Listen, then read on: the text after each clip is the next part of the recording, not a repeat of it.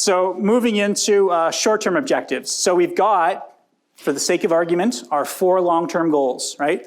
Social skills in order to do this, language and communication skills in order to do that, right? Independence, behavioral, and academic. Within each of these, now you're going to have a subset of short-term objectives. And while the long-term goals are next year or the year after, right?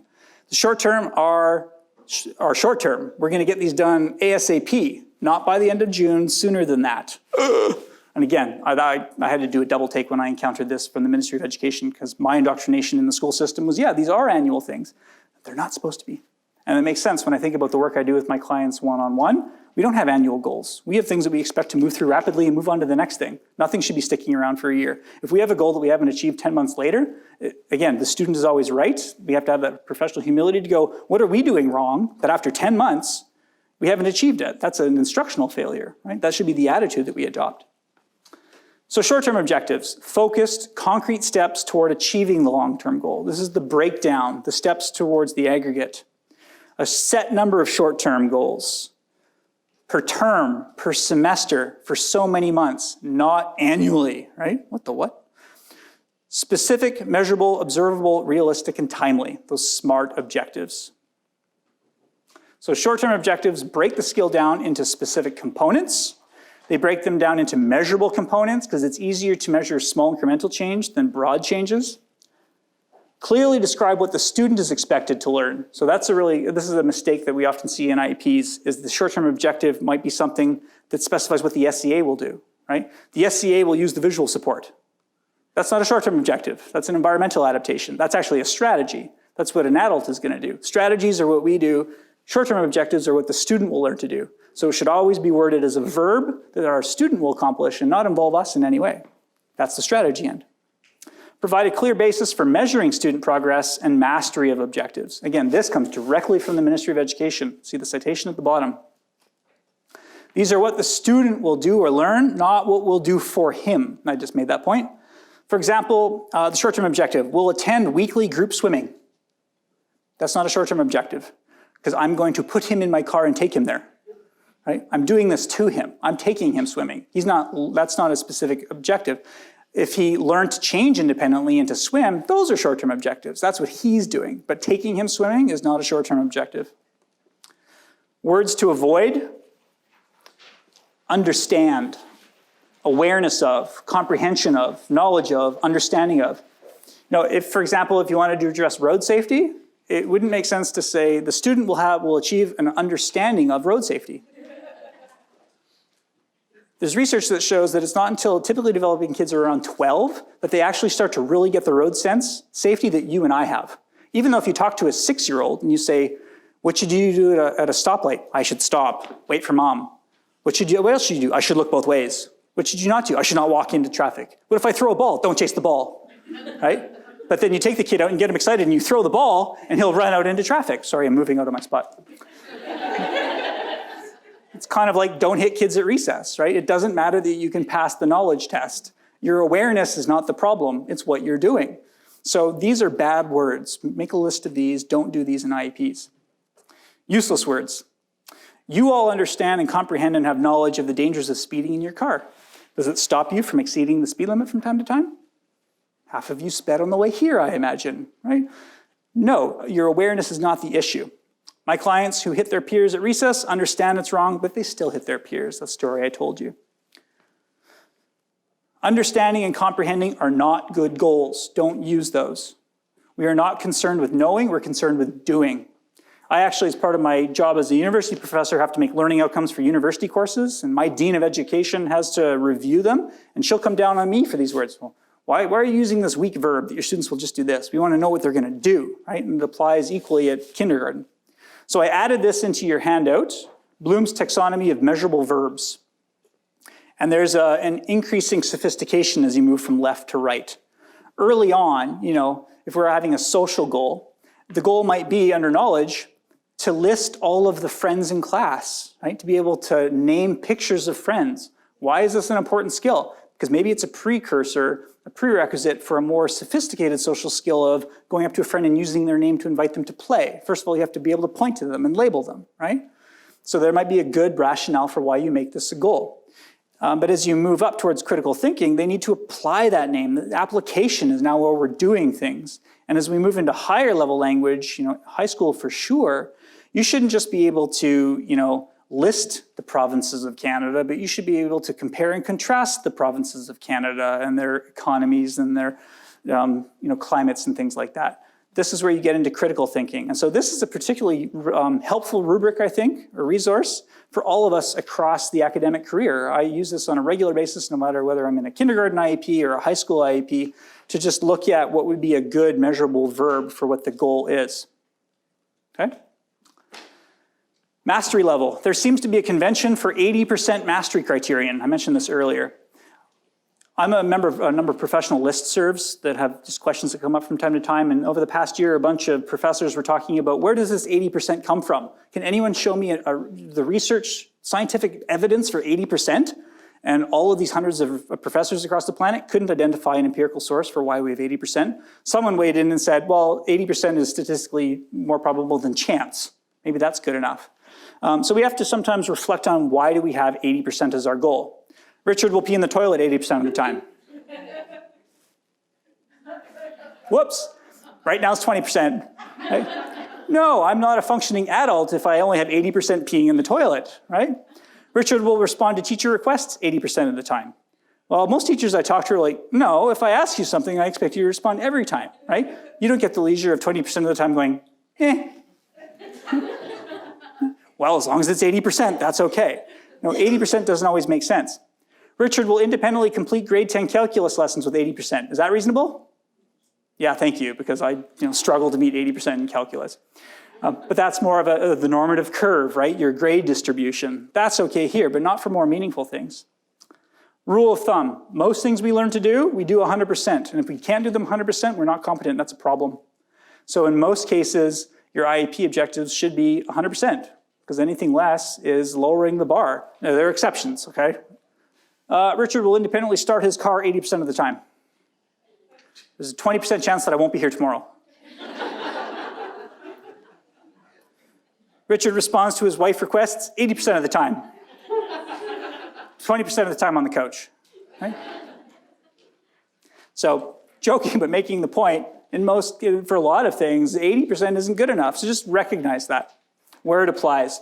So short-term objective components, by date, under what condition, which is the antecedent, will do what, which is the behavior, how well is the criterion, right? To what level of mastery. So by December 1st, 2016, Freddy will learn to identify 12 basic shapes with 100% accuracy on 5 trials. Highly specific, highly measurable, much better than saying, Freddy will learn shapes by the end of the year. Which shapes? Under which conditions will he identify those shapes? How well will he need to identify those shapes, right? It's not clear enough. By March 1st, 2017, Freddy will correctly separate 30 compound words, for example, taking cowboy and breaking it down into cow and boy, with 90% accuracy over at least 3 trials. And if you wanted to be really fast and automatic, you could add a fluency aim. So there's our algorithm. So Freddy will read faster. That makes sense, but it's a poor STO. We'll improve that by saying Freddy will read 110 words per minute with less than 4 errors using grade 4 level materials by March 1st, 2017.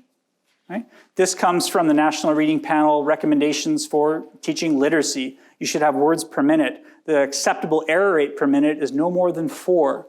Right? There's excellent research in the field of education on literacy. In fact, the field of education has done more research and knows more about teaching literacy effectively than literally anything else. All of that wonderful information can be found on the National Reading Panel website. The components of literacy in a task-analyzed way and the strategies that research has showed address these, because the reality is we can teach reading to pretty much anybody much more efficiently and effectively than we realize. Freddy will develop an understanding of why we use manners. So Freddy's going to understand why we use manners, but Freddy's not going to use his manners. Right? This actually doesn't require him to use his manners. Freddy will use please and thank you 100% of the time in interactions with peers and adults during lunch, 3 times per day by December 15th, 2016. Highly specific, measurable. And if he achieves that, then you can imagine what's the next evolution, what's the next iteration, how can we add more manner skills into his repertoire. How are you going to get 3 times per day? Like, how are you going to make him say thank you 3 times a day? You're going to have to control the environment, right? But the good news is we control 2/3 of the teaching environment. So I can give something to a friend and say, hey, go offer this cheese to Freddy. Right? And that's created, I'm sorry, I'm moving again. That's created the antecedent for the learn unit. And if Freddy accepts the cheese, then I've created the learning opportunity for him to say thank you, right? That's not a prompt. I just managed the antecedent. Or if he doesn't want it, he can say no thank you. Maybe I get a target that we weren't even anticipating. Bonus! So that goes to the strategies. Freddy will talk to friends twice per week at 80% accuracy. Well, there's 80% there, it looks better. What the heck does this mean? Right? And what's 80% accuracy? Does that mean that 80% of the words in his sentence will be English and the other 20% he will make up? We don't know. By December 1st, Freddy will initiate 3 social interactions with peers with 100% accuracy on a daily basis during recess. So I've identified the context, right, when he's going to do it by, what he's going to do, and then it falls to the strategies to create the motivation and the context for this to actually occur.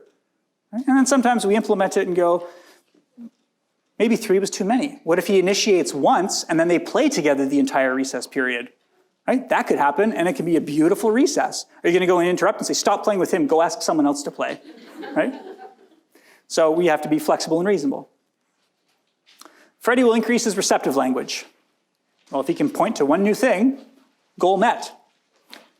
We can improve this by saying Freddy will increase his Freddy will learn to identify primary and secondary colors and 12 basic shapes presented in 2D and 3D with 100% accuracy by November 1st.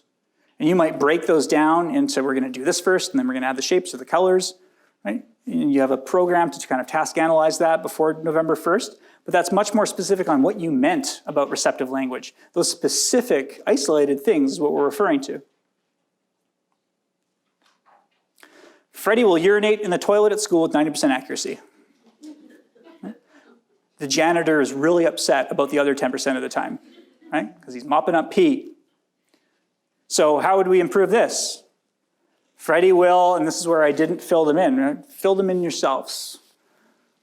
Let's brainstorm this one. Freddy will urinate in the toilet with 100% accuracy, as needed, every day when he needs to pee by October 1st. Here you wouldn't want to say 5 times per day. Freddy, you need to pee some more, let's go, right? If he pees once, initiated, that's okay, right? It's 100% of the time for the opportunities that naturally present themselves. Freddy will use visual supports. What do you mean by that? Are you referring to the fact that the SE is going to point to a picture? Right? Be specific. So Freddy will refer to visual supports during all classroom transitions, 100% of the time by October 31st, and move without a prompt to the next activity is the criterion. It could be something like that. Right? Now I'm just literally making it up on the spot, but making it up is guided by our algorithm at the top, those 4 components. Freddy will learn prepositions. Someone will say, what's a preposition? You learned and forgot that in grade 4, probably.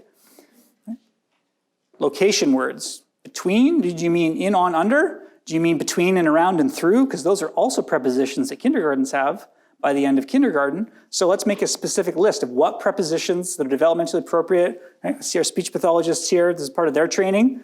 Right? What is learned developmentally at what times? Right? Should I be coming up with prepositions that a grade 8 student couldn't do? They should be developmentally appropriate. Right? And specific so that we know that what we've achieved and what we haven't achieved.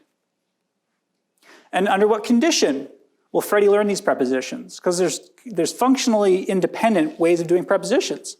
I could hand Freddy this and say, put it on, and if he did this, he's right? Or I could put up this box in this Kleenex, and I could have a static display and say, show me under, and then he's got to point at that box under in a static display. That's a different response than putting something under. It's identifying a static display versus doing it yourself. I have a lot of fun teaching prepositions with kids when they have to put their bodies in place. Here's a chair, show me around, show me over, show me on, show me under, and they get to literally put their body in space, right? Those are different ways of teaching prepositions. And if I just had a bunch of static pictures showing a ball under a table, and that was under, then arguably he hasn't learned prepositions. He learned that particular card. but he doesn't have a thorough, comprehensive understanding of what a preposition is, right? So we really need to think these things through with a lot more depth and not assume that teaching it in one response topography is magically going to generalize to all the different ways that you need to know how to use prepositions. Freddy will invite a peer to play. How? What's he going to do? Is he going to offer an object? Is he going to speak? In what context is he going to do that? Because if Freddy gets up in the middle of Mrs. Jones' circle time and goes over to his friend and gives him a ball, that's going to be regarded as a problem behavior. Freddy, at circle time, sit down, pay attention, right? But no, that was his IEP objective. He went over and offered to play. Right? That's confusing. So you need to have the context under what condition, what's the antecedent for the learn unit that he will do this thing. Is it recess? Is it center time? Is it lunchtime? Freddy will learn to understand what he reads. How will you know that? Right? There's that understanding. I know you understand because you engage in certain things. You do verbs, you do actions that reflect what we call understanding. So is he going to answer comprehension questions? What types of comprehension questions? Is he going to answer inferential questions? A whole other level of sophistication above WH questions. Right? What specifically are we talking about in terms of understanding? Right? You have to break that down. Be specific. What are we talking about? And then the conditions and how well he's going to do it. Freddy will learn to type. Now, with our long-term goals, we might have identified this with the in order to language, in order to access, social media, things like that. But if we're doing typing in the short term, working towards that, then maybe it's going to be Freddy will copy home row letters 35 per minute with 90% accuracy. Maybe that's a reasonable goal.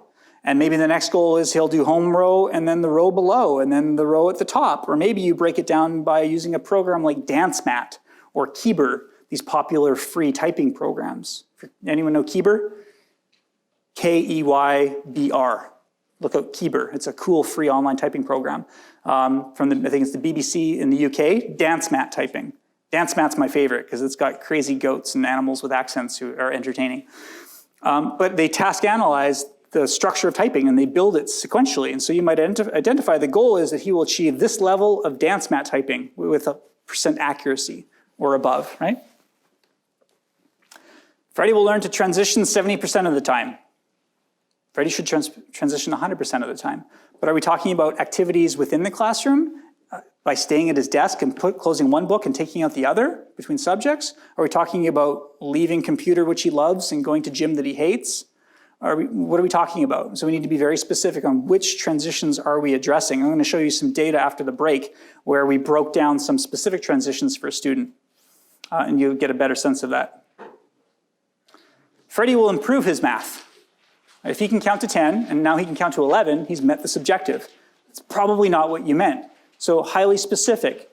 Freddy will do what? Will he complete times 2 tables? Will he learn all single-digit addition and subtraction, multiplication? Be very, very specific. And I might refer to this later, but in case I don't, one of the experiences I've had helping IEP teams come up with math goals is that we tend to reinvent the wheel every IEP. So last year we worked on identifying coins and multiplication by 2 and 3. And what are we going to do this year? And it's really just a hodgepodge, and it's not really systematic. And through some colleagues in the Catholic school system in Vancouver, they cued me into a great resource. And those of you who work with me, you know it and love it. Math UC. Math, the letter U, C. It's actually designed for homeschool use. You can use it with a single student. You can use it with a group of students. It is yoked to the BC curriculum. It goes from K to 12. It is completely broken down and manualized for the entire school math curriculum. Your students can follow it all the way through grade 12 to get as far as they can. And it replaces the need to come up with shot-in-the-dark math goals every year, right? And it's much more systematic because all a student needs to do is be placed on their appropriate level, and you can do a placement test for free and print it off their website. It's a really affordable program. It's $100 or less per grade level. You have to buy a manipulative block because that actually does a lot of concrete. That's the C in Math UC. You actually see the 3D objects. You buy this manipulative block in kindergarten, but then you can use it for the rest of the programs. So once a child is put on a Math UC program, they can stay on Math UC as their math curriculum until they graduate. Freddy will use the question forms when, why, how, and which Well, what do I like about that? It's more specific. It's not that Freddy lost questions. It's the particular sentence types of questions he's going to use. Which WH?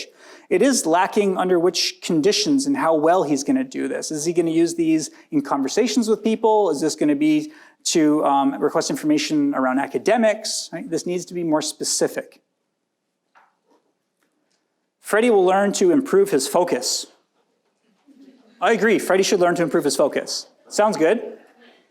What do you mean? How will I know that he's improved his focus? This doesn't give me any method of tracking quality, right? How well he's doing it. So do you mean that he will sit at a desk and do independent worksheets for increasing periods of time, or that regardless of time, he'll do increasing amounts of work, right? Instead of doing 10 questions, he'll then do 20 and 30 and 40, and he'll work through sheets regardless of the time.